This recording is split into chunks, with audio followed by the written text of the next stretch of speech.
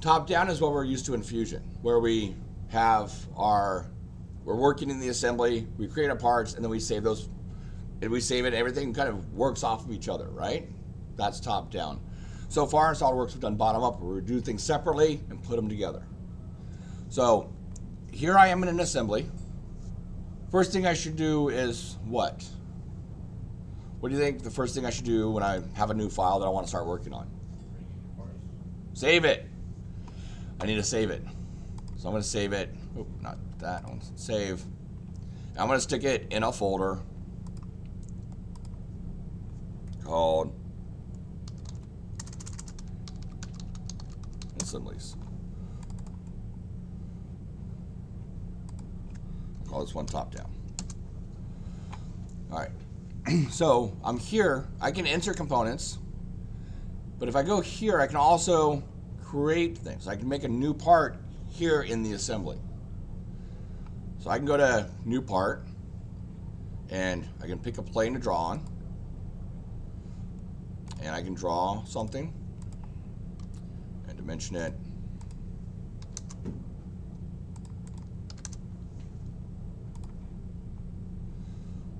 And then extrude that.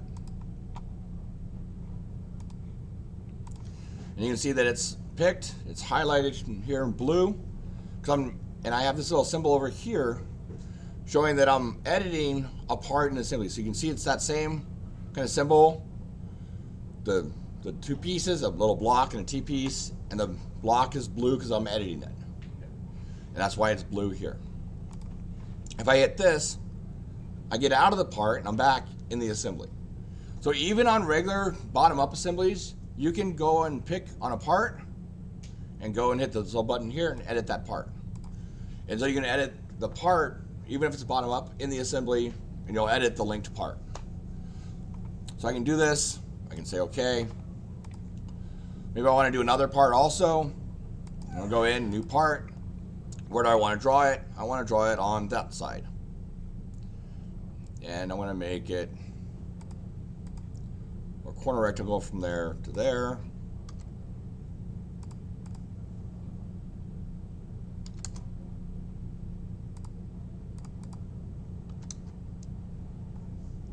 Finish it.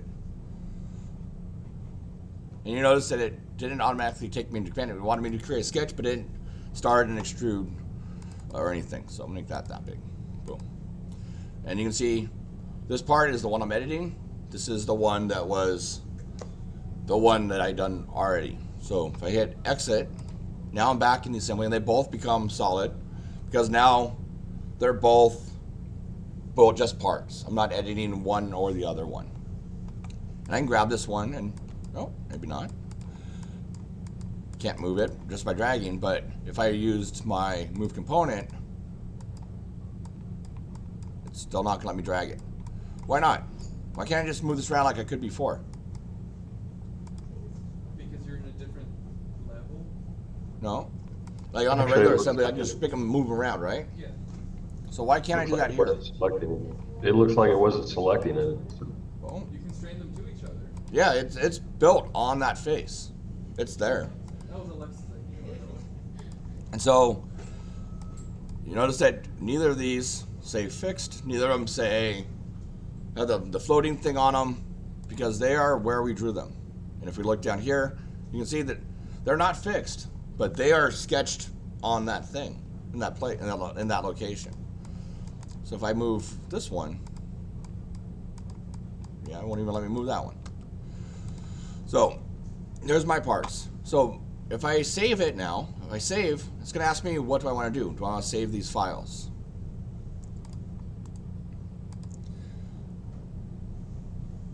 So I'm going to say save all. And now it's going to give me an option. So this used to be, it used to be that you always saved them externally. And it would put them into the same folder as where your assembly file is with whatever names that you had picked on the previous screen. And that's the way you just always did it. That was the only option. You always had to save it as an external file, which is kind of nice because you can just open up that file if you need to make other changes to it, whatever, but it's still located based on this. Recently, they've added this save internally option. So now it's like Fusion, where your parts get saved inside of your assembly file. So you can have one file for your parts and assembly, and they're not multiple files linked together. I still kind of prefer this, just because it keeps the whole structure of everything the same.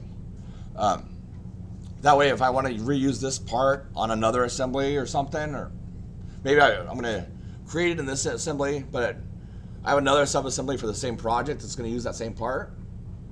If I do it externally, then I can just use that same part somewhere else. If I do it internally, I can't do that. It has to only be in this sub-assembly. So, kind of just try it out both ways, see how you like it. Like I said, I like to do externally, so that's what I'm going to do. So I'm going to say, yeah. But what really matters is that they're all saved in the same folder. Yeah. Doesn't matter whether they're in the same file, so long as they're in the same folder. Yeah, so if I do externally, I'm still going to put it in the same folder.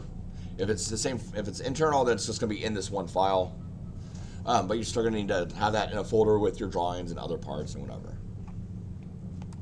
So I'm just going to say okay. And so now when I look at that over here, now I have my assembly and those two part files. And so if I want to edit them, I can open them either just by editing the part, or I can open the part and have it by itself. So now I could go in and maybe I want to do some other features on it.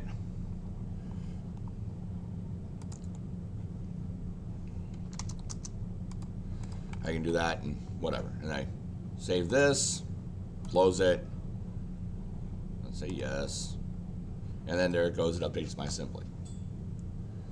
Or I could right click on it, edit in the assembly, and now do my other things here. So reshell it.